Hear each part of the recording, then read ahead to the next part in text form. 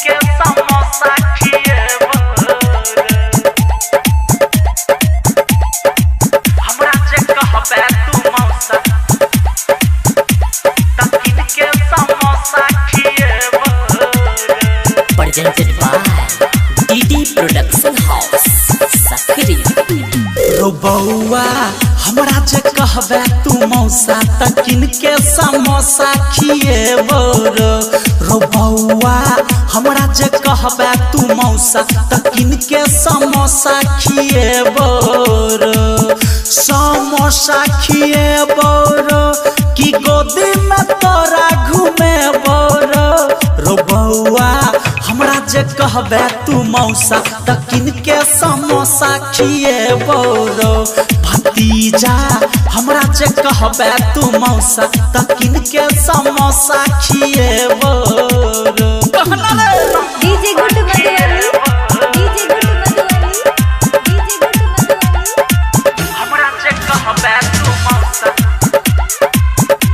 तकिन के समोसा खिएबो तकिन के समोसा खिएबो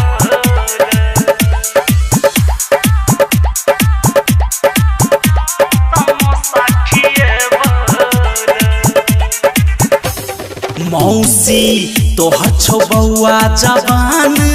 मम्मी दै नै छो तोहर ध्यान रो बउआ मम्मी दै नै छो तोहर ध्यान रो मौसी तोहर छो बउआ जवान मम्मी दै नै छो तोहर ध्यान रो बउआ मम्मी दै नै छो रो ध्यान की राखे चच्चा पर भरोसा तोरा समोसा खिएबो रो भतीजा हमरा जे कहबे तू मौसा तकिन के समोसा खिएबो रे बउआ हमरा जे कहबे तू मौसा तकिन के समोसा खिएबो रे बाबू मान जो मधुबनी डीजे गुड मधुबनी हमरा जे कहबे तू मौसा तकिन के समोसा खिएबो तकिन के समोसा खिएबो समोसा खिएबो। पूरा कीन के देबो बउआ मौसा तोहर हम हेबो रो बउआ मौसा तोहर हेबो पूरा कीन के देबो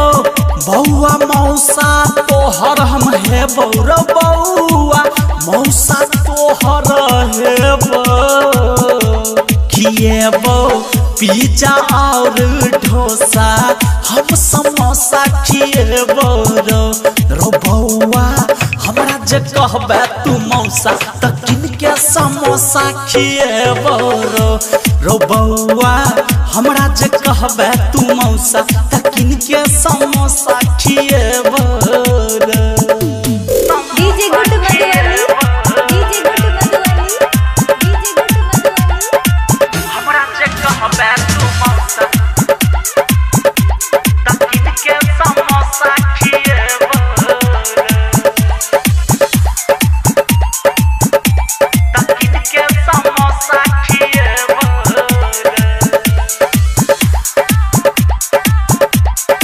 समोसा खिएबो। राइटर सुधीर के कहे तू पापा तोरा मौसी के शादी है तो पक्का रो बउआ मौसी के शादी है तो पक्का राइटर सुधीर के कहे तू पापा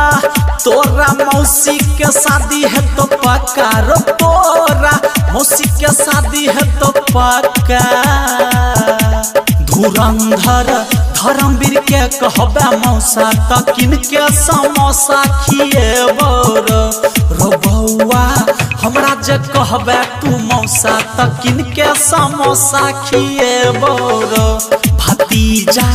हमरा जे कहबे तू मौसा त किनके समोसा खिएबो रे बाबू मान जो।